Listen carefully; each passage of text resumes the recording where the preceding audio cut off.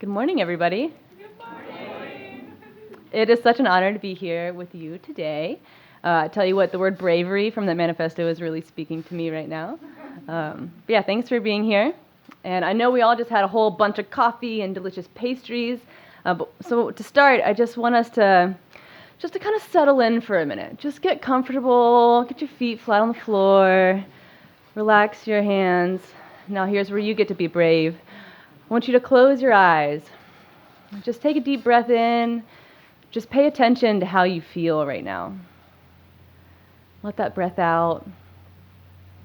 And as you take in a new breath, bring your awareness there to your heart, to your lungs, and just feel that living energy in your own body.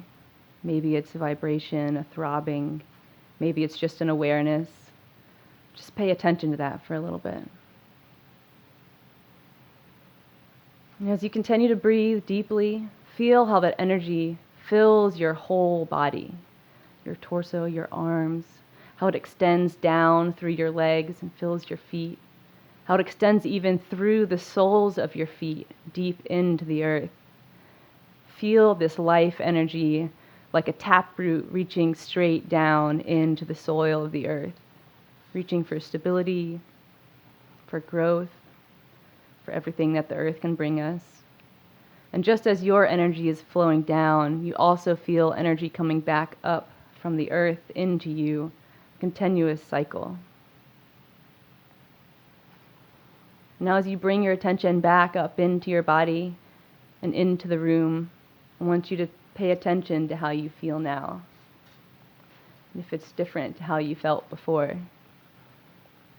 And then whenever you're ready, you can open your eyes and join us back here. So what you hopefully felt right there in a very short little meditation is something that many of us also feel when we're doing yoga in the mornings or maybe 3 miles into a long hike. There are many doorways into this space. I shared a meditation with you because that's one of my favorite ways and also one of the easier ways to share it with a crowd of people in a room.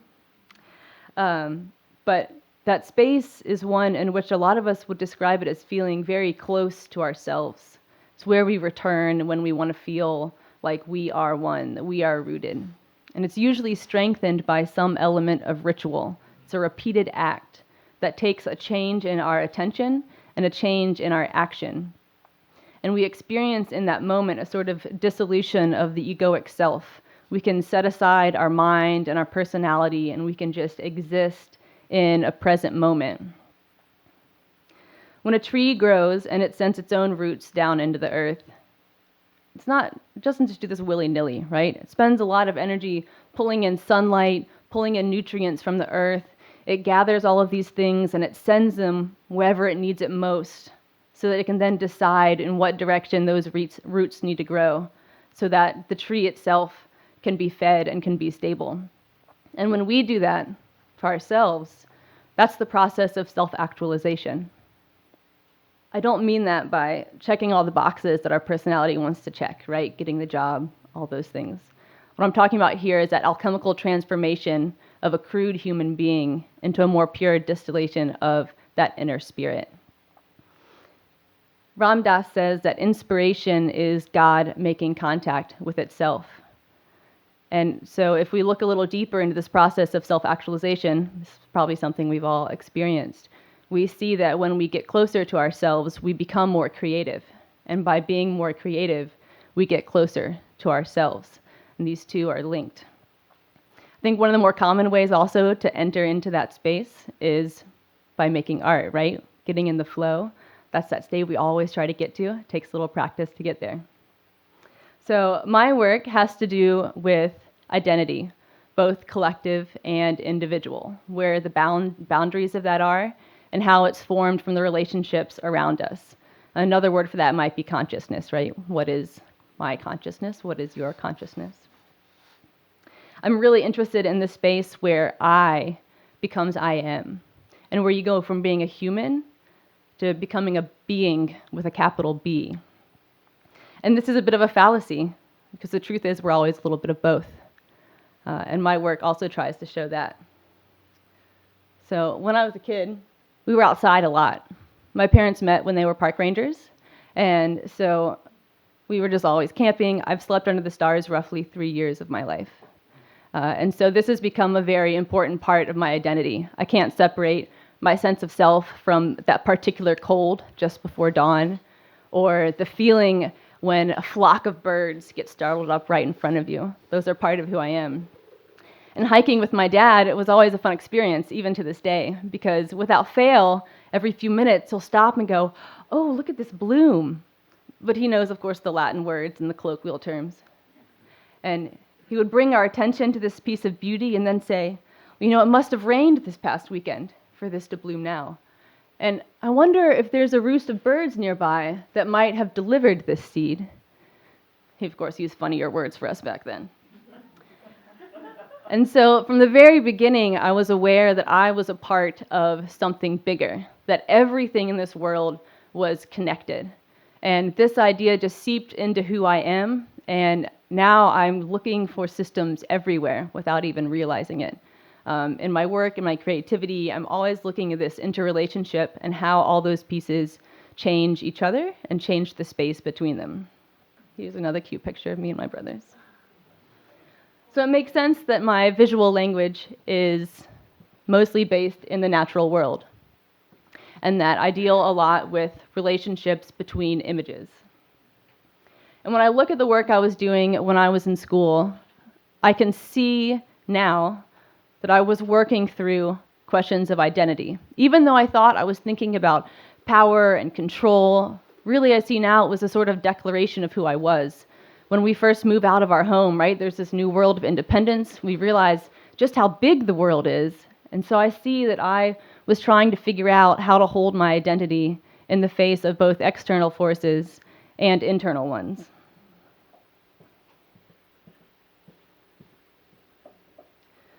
So from the very beginning in my art, I've been very fascinated by restrictions and by process. I really enjoy media that are very physically challenging, or that, like here, I'm really only using one color. That black has no gradient. So how do you express subtlety and changes? How do you put two images together when you only have one color? And I like this because it lets me set my mind aside. I also really like Pointillism, which is the thing where all your decisions are so small you never really have to make them. But you can really sink into the process of it and really be one with that creation. It would take me years, by the way, to realize that the same thing worked for me in a process of self-actualization, to apply these same things to my life. But very early on, I just jumped straight into very restricting mediums. There came a time in my life where I had to rip out everything. And this came after a really dry spell of art. I hadn't been making things for a while, unrelated. But so there came this change, and I had to just kind of tear out everything about who I thought I was. Root, stem, flower, all of it. And as I watched these stories of myself disappear, it was terrifying. You know, what's going to happen when I'm not who I thought I was anymore? But what I noticed in this process was that nothing was happening to me. I was the same. It was the stories that I had created around myself that were changing. And you can kind of see me struggling with this in the art I made at the time. I changed mediums entirely. I tried to teach myself watercolor. The language here, I'm trying to use women as a building. I'm separating them from their environment. I'm looking at structures. I'm not a very emotional artist, so I was trying to approach all of these things very conceptually, which maybe is a way to protect myself from my emotions. I'm still working on that one. But here I am trying to have some sort of structure when everything is coming apart. But as I noticed that everything was going away and nothing was leaving at the same time, I started to think about death and what it means to actually let myself disappear. What if my edges were gone? What does it mean to be barren and to carry life again? And it was around this time that I started to delve more into consciousness, to really look at who I am, what needs healing. If these stories are not who I am, then what is? And how do I bring that part of me forward in my daily life? So this is where I started to bring those ideas of restriction and minimalism into my life. We're all different, right? So everyone's patterns are going to vary. But I think when you find the ways that your mind works and you find the ways your life works, a lot of times those rules are going to be similar, right? So what works in creativity might work really well in the process of self-actualization, since they are mirrors of each other. At least that's what I found. And what I started to notice as I cleared out all of these stories is that many of my experiences of emotions and of other people were coming to me as landscapes. That maybe because of my upbringing, these things were just moments of time. I could place myself specifically in a weather pattern, in a place with certain bird sounds when I was around certain people. So this image was originally inspired by a friend of mine, and whenever I was with him, I felt like I was deep, deep in an ancient old-growth forest next to a stream with moss a foot thick. It was very nurturing and gentle to be with him. And I also got a very strong sense of masculinity from him. And I thought that was interesting, that those two things would come to me at once when society tells us that those things don't belong together. I was also working on this around the same time that the Me Too movement was happening, and terms like toxic masculinity started to become commonplace. And so, again, I was thinking of these things from a more conceptual, archetypal realm and trying to deal with, so what is it like? Like, what does it actually look like if we have masculinity that is presented in a soft way? Of course, this had a pair, I realized, as I was finishing up. If there's masculine, there must be feminine, there must be balance. So if I take the feminine and all the things I've been told about what it means to be a woman, and if I look at the way that I actually experience femininity, if I look at other ways of being feminine, what does that look like? So up until now, again, this was very conceptual, but I was laying out the registration lines to print these. They're woodblock carvings. And I made a discovery that in hindsight seems obvious. And when I saw this, I realized that this was a self-portrait. I was thinking of current events and what our society was going through, but really what I was working through was my own masculine and feminine forces. You know, what if I really do feel stronger in a masculine energy? What does it mean for me to sometimes really want to wear makeup but hate dresses? To climb trees and, I don't know, interact differently than when the way society has told me I need to interact as a woman. And so these images here, I think, were really served up by my self-conscious, because I was working on a lot of aspects of my own identity separate to this, reflection, meditation, journaling, but I wasn't really connecting that work into my art yet. But even so, because I was doing that work, my creativity was serving up images that helped me heal. But at the same time, it also is helping to heal the world. On a couple of levels, right? There's the micro and the macro. So as I heal myself, I heal the world. But also, when this image goes out in the world, I've seen people respond to it in similar ways. It might be different themes for them, but they're still getting that sensation of integration, of opposites coming together. This is a lithograph by an artist known as M.C. Escher. He, just a little backstory for him, he failed math, and then went on to create art, exploring his observations in the natural world and his own understanding of essential laws. And he looked at these laws and he played around with them and tried to bend them as much as he could. And he didn't consider himself an artist. He was a graphic artist. He didn't like any of that woo-woo creative stuff.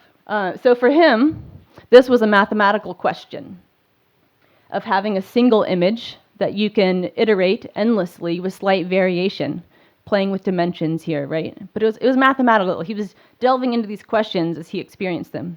And a woman came up to him one day and said, "Oh, Escher, oh, this is incredible. What a splendid illustration of reincarnation you've given us." He said he laughed. I was like, well, if that's what you see, that's what it is for you. So when we tap into this zone inside, even if we're looking at it with a particular lens, we end up pulling up these archetypal images and these collective symbols that have universal meaning. Even if that meaning is interpreted by different individuals in different ways, we're pulling upon a language that is shared. We have a long history together as Homo sapiens, and so we still know how to talk to each other on that level.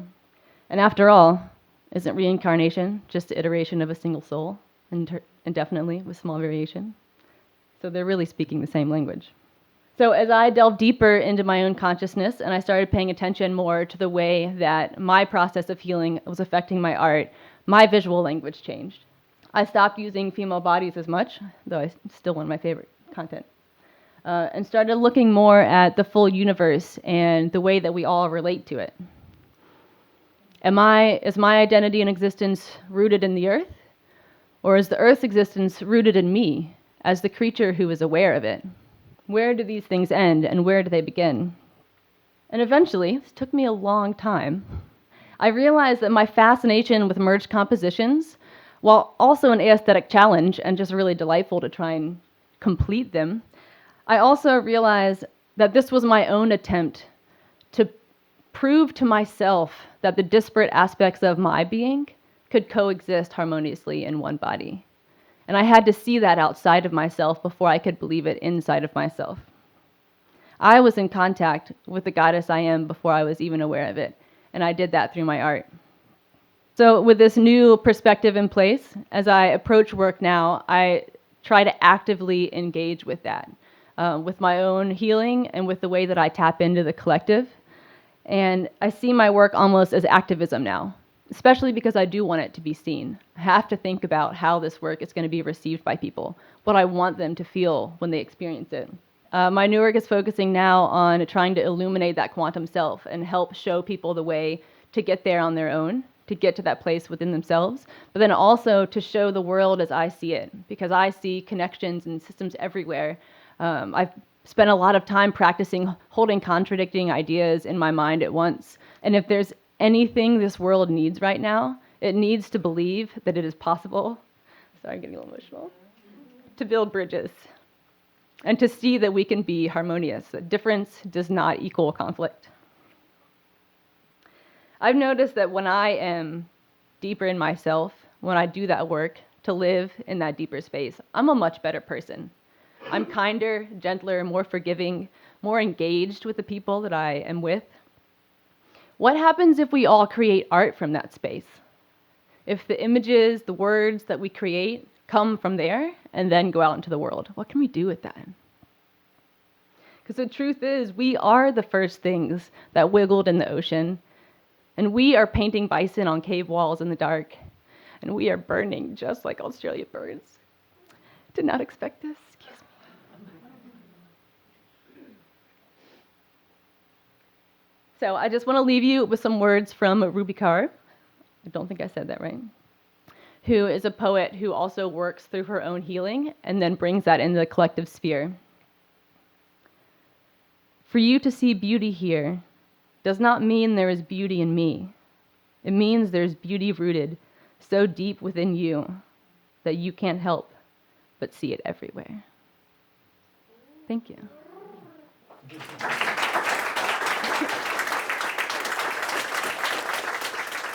So I am currently in the McGuffey Art Center. I'm in the incubator studio there, so you can come by and say hey. I'm usually there in the evenings or on the weekends. And I have a group show with that residency in June, which will include, that'll be more like the quantum self body of work. And I have a show in July at Welcome Gallery, which will be the collective work that I'm doing right now. So those will be exciting. And let's see, other current work. I don't know what my plans are for the future, to be honest. Right now, I'm just trying to make as much as I can and see where it takes me. I have a lot of ideas about what I want to do. I'm really interested in education and outreach in the creative realm. I obviously really like to make my own art, but I am deciding right now if that's the most important part of art for me, or if sharing it and helping other people get to that is more important. So I'm seeking opportunities to share that with folks and making that decision as well.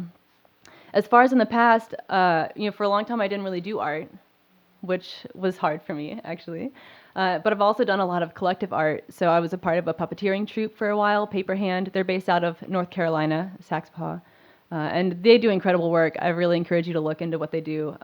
They're definitely activists, but doing so in a way that's gentle and welcoming. They do like big life-size puppet shows and all kinds of stuff. Similar to Bread and Puppet, if you've ever heard of Bread and Puppet. And the style of art that I learned while I was creating with them has definitely infected my art that helped bring me to Woodblocks. They do shadow shows.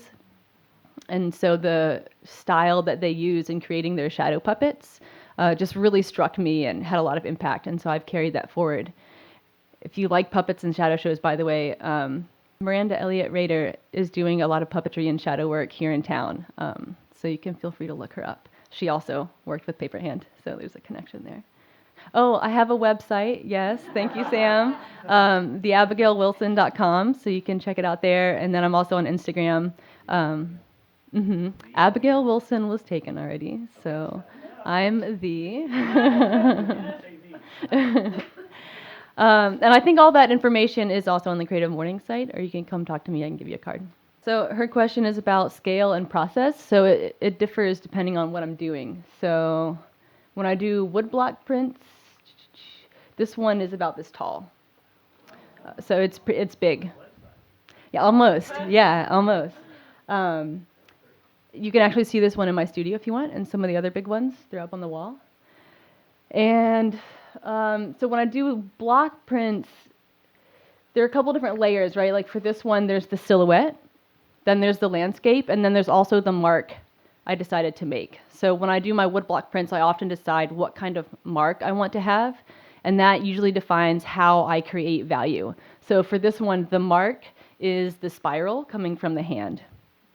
And so every carve I made into the block followed that line. So you get that motion through the whole piece. So with this one, I just drew out the silhouette, and then I drew the landscape inside of it, traced out a spiral, and then started carving. And from there, I mostly decided while I was working which places needed to be light and which places needed to be dark. These also are pretty big. This one is about this wide. I would like to work even bigger, to be honest, but there are some serious logistical challenges to that. If I could, some of the ones I'm working on right now, I would make them 10 feet tall, because I think they really need that immersion. But again, it's just really tough to do. But when I'm working on drawings, like this one's very small, I like with pen the textural elements that you can get with it, that you can have softness. Again, a pen is just black on white paper, right? So when you have that kind of contrast, how do you create something that doesn't have edges? And that's why I really like pointillism, as well as how it feels to make lots of dots. And so like with this one, it was pretty free form. Like I knew where I wanted all of the pieces, but I wasn't sure where the edges were going to be. And so I just started. And I started by doing mostly a really light layer of pen and then coming back and enforcing it until I got it to the place where I wanted it. Others are more planned. This was also experimentation. I wanted to start mixing human features with landscapes, but I had never really done portraits or things that like really looked like people. So I had to practice that. So I just did an iteration of the same image to try and see what I liked best. And then this one's more recent. It's about this big. And to plan this one out, as well as a lot of my work now, I use tracing paper. And so here I worked from an image and I drew the face out and I did a value map on the face. So I identified 4 different values. And then I drew the scene on another piece of tracing paper and I overlaid them until I had them where I wanted. So then as I work on a piece like this, I try to only see one of the images at a time and draw the other one through values. Does that make sense? So for a lot of this, like in the bottom part of this, I was drawing the plants, but trying to pay attention to the values of the face. I wasn't drawing a chin, though, or I wasn't drawing hair. I was just looking at that value map to help me make decisions about how many dots to put there. So it's a lot of process. There's a lot of planning and iterative work before I actually start. And then once I start, especially the wood blocks, I pretty much know what I'm doing. It's just a matter of figuring out to what degree, right? I did get my BFA in printmaking. So at UNC, we had a pretty amazing printmaking instructor named Beth Grabowski, who is not a relief printer, but she highly encouraged that. And they had a big press that was about this big. And so that was really what was exciting to me. My first woodblock print was about this big. It was great. I remember getting up on top of the table and carving it, kneeling on a table. And I just loved it immediately. So I worked with them, and they helped mostly with composition. And to be honest, it's like a lot of art, you just have to kind of try it. So for me, relief printmaking worked really well because my mind already kind of focused on those contrasts. I was really drawn to that. And I didn't have a problem flipping things in reverse. So I could think about, you're creating everything in reverse. Like with a woodblock print, when I'm working this, the mark I'm making ends up being white because I'm carving away the wood. So you're making marks that are actually removing from the image. That makes sense? So it's very sculptural. And I liked that tactile element. Yeah, a lot of it is just learning on my own. I have some really good books. I've gone to a conference called the Southern Graphics Council Conference, which is all printmaking.